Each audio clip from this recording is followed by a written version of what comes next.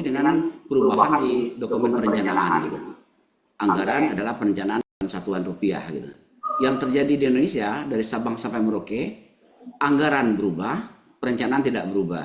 Nah, di situ kan ada manajemen risiko. Anda juga meneliti IRM gitu. Saya juga agak perlu penjelasan. IRM yang Anda maksud ini posisinya sebagai variabel yang terpisah gitu ya. Tidak sama dengan variabel yang lain. Nah, mohon Prof. Mendus menjelaskan keterkaitan antara kenapa ERM ini terpisah, kemudian bagaimana dampaknya tadi dengan antara perubahan anggaran tanpa merubah dokumen perencanaan. Prof. Mendus, kami persilakan. Terima kasih. Baik, terima kasih Dr. Faruzaman atas pertanyaannya. Yang pertama tadi, apakah yang membedakan open government dan open governance? Nah, sebenarnya dalam konteks literatur itu sama, Prof, terkait dengan bagaimana tata kelola pemerintahan yang terbuka. Nah, unsurnya juga, faktor yang mempengaruhi juga sama, terkait dengan accountability, transparansi, fairness, dan empowerment. Berbedanya, kalau di sektor private atau perusahaan, dia tidak ada faktor empowerment atau pemberdayaan. Karena dianggap tata kelola perusahaan yang baik dan benar itu dalam konstruksi di level organisasi. Dalam hal ini, keputusan pengambilan keputusan itu ada di organisasi atau perusahaan itu sendiri. Sedangkan open government di sini, di pemerintahan, ada keterlibatan masyarakat, sehingga ada faktor yang membeda, yaitu adanya terkait dengan empowerment atau pemberdayaan. Kemudian juga dari hasil literatur yang ada, seperti hasil penelitian McDermott juga menambahkan faktor lain lagi, yaitu government capacity. Karena dalam konstruksi pembentukan open government itu harus ada faktor kapasitas pemerintahan, baik itu dari SDM maupun dari teknologinya. Mungkin itu Prof untuk pertanyaan yang pertama.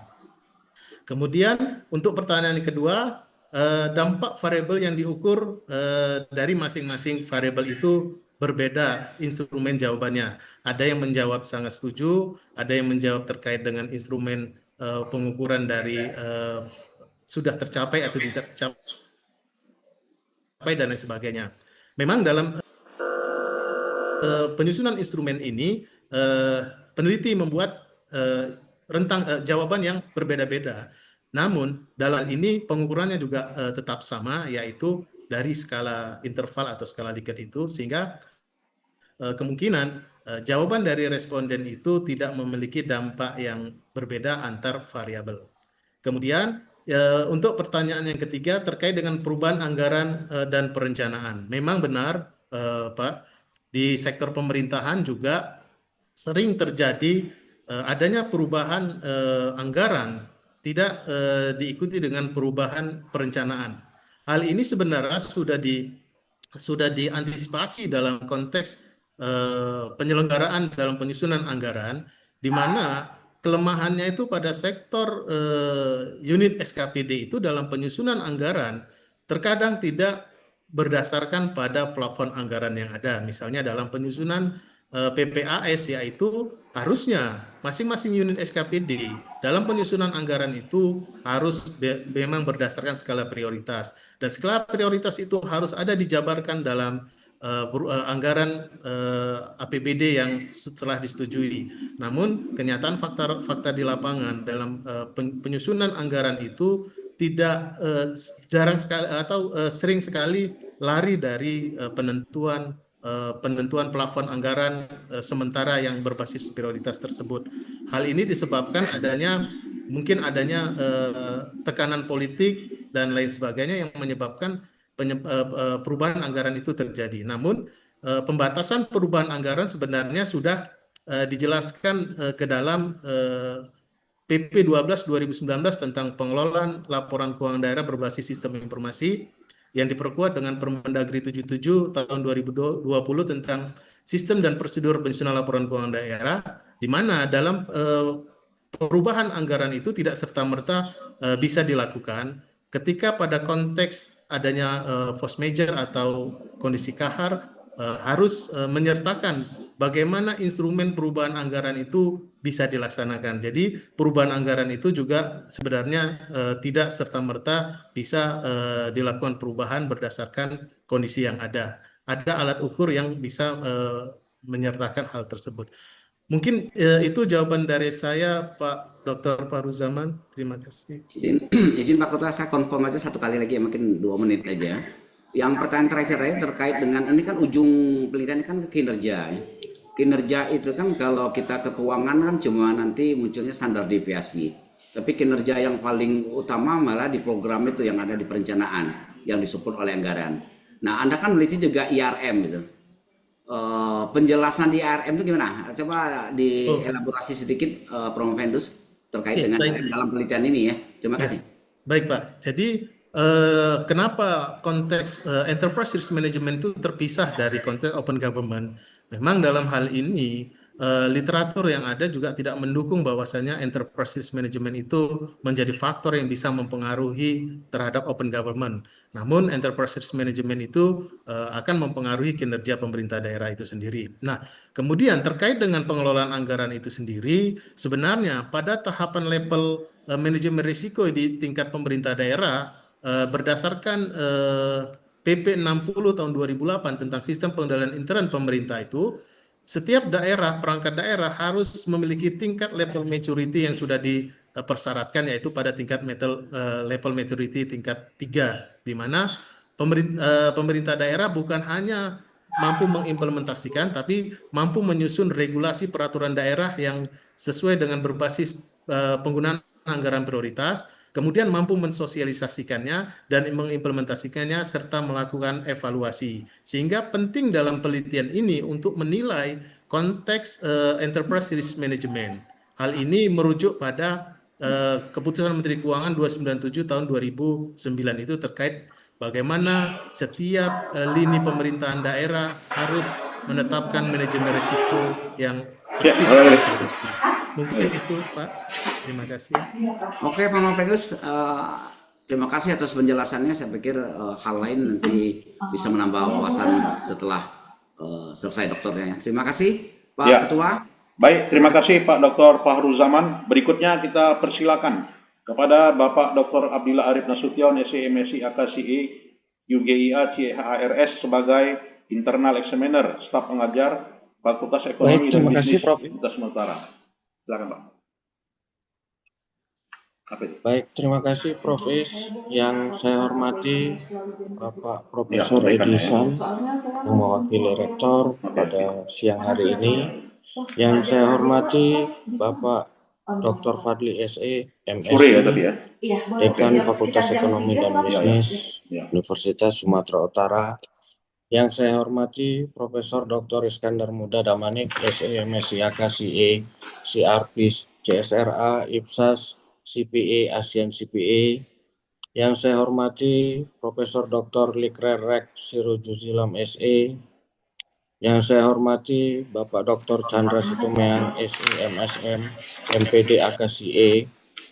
Yang saya hormati Profesor Erlina SE, MSc, PhD, AKCE, CMA, CPA, dan yang saya hormati Dr. Fahruzaman SE, MDM, AK, ASEAN CPA.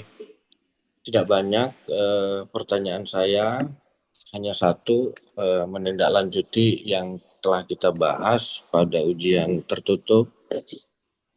Nah, tadi Bapak menyatakan ada tadi membagi yang maturitas SPIP di level 3 dan yang di non level 3.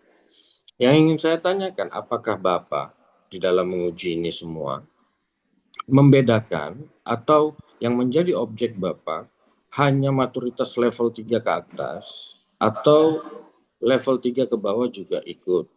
Nah, jika ikut seluruhnya level 3 dan non level 3, apakah ini tidak dibedakan? Apakah ini digabungkan? Dalam pengujiannya tidak ada perbedaan antara level maturitasnya itu di level 3 dan yang belum sampai di level 3. Apakah ada perbedaan di dalam dibedakan dalam regresnya? Itu saja yang ingin saya tanyakan. Saya kembalikan ke Prof. Iskandar Muda. Terima kasih.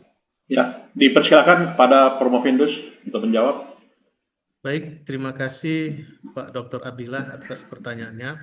Memang dalam penelitian ini tidak membandingkan atau membedakan terkait dengan cluster level maturity.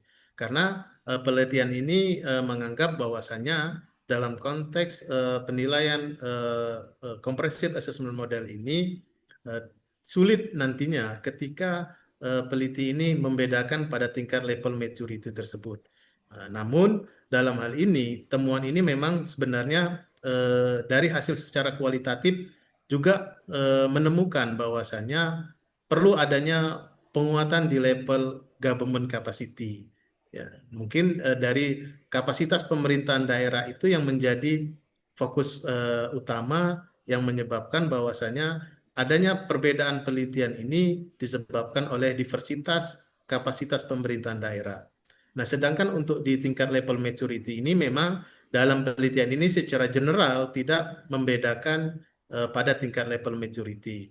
Mungkin menjadi saran untuk penelitian selanjutnya, pada penelitian selanjutnya mungkin bisa lebih difokuskan pada perbedaan dari tingkat level maturity, sehingga mungkin lebih menekankan bagaimana pada tingkatan level maturity di bawah 3 dalam mengimplementasi open government dan bagaimana implementasi pada tingkat level maturity di atas 3 terkait dengan open government tersebut. Jadi mungkin itu yang bisa saya jawab, Pak Dokter Abdillah. Baik, terima kasih Prof. Vendos. Ya, berikutnya kita persilakan kepada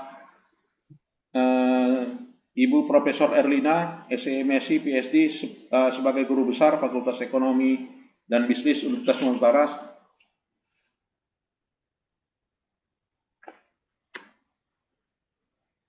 Baik, mungkin dalam hal ini pada Profesor Dr. Sirojul-Zilam ada bertanya, Prof? Cukup, Prof, cukup. Cukup. Kemudian kepada Bapak Dr. Chandra Sitomeyang bagaimana? Cukup, Prof. Cukup, Pak, ya. Baik.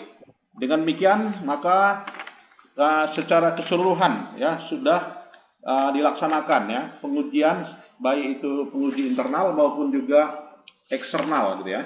Dan selanjutnya dikembalikan ya kepada pimpinan sidang. Terima kasih.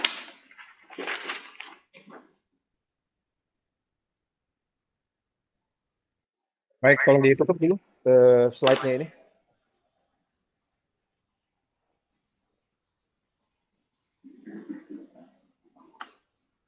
Terima kasih Profesor Dr. Iskandar Muda Damanik, SMSI, AKC, Recording in progress. CRP, CSRA, CSRS, IPSAS, CPA, ASEAN, CPA. Bapak Ibu yang saya hormati, untuk selanjutnya sidang ujian saya tangguhkan selama beberapa menit untuk memberi kesempatan kepada tim penguji menetapkan keputusan ujian. Prof. Vendos dan Bapak Ibu audiens sekalian dipersilahkan untuk tetap berada di dalam ruangan Zoom ini. Tolong kami dipindahkan ke break room.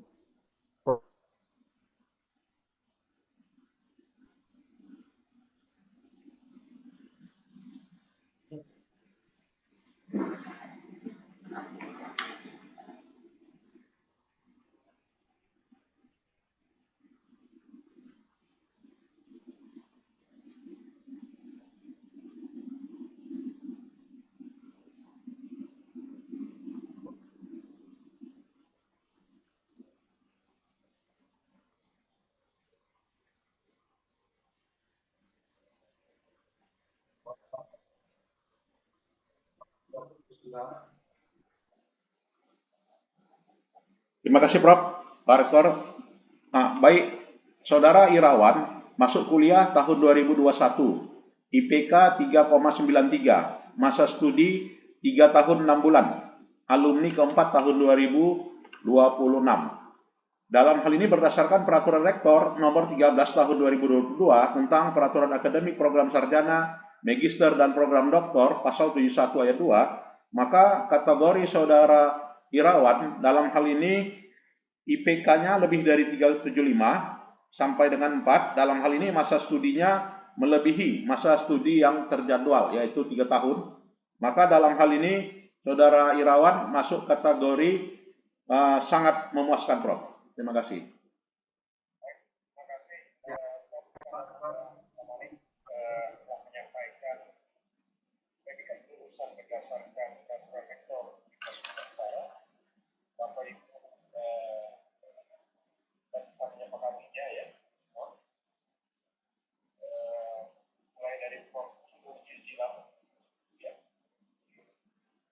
Recording stopped.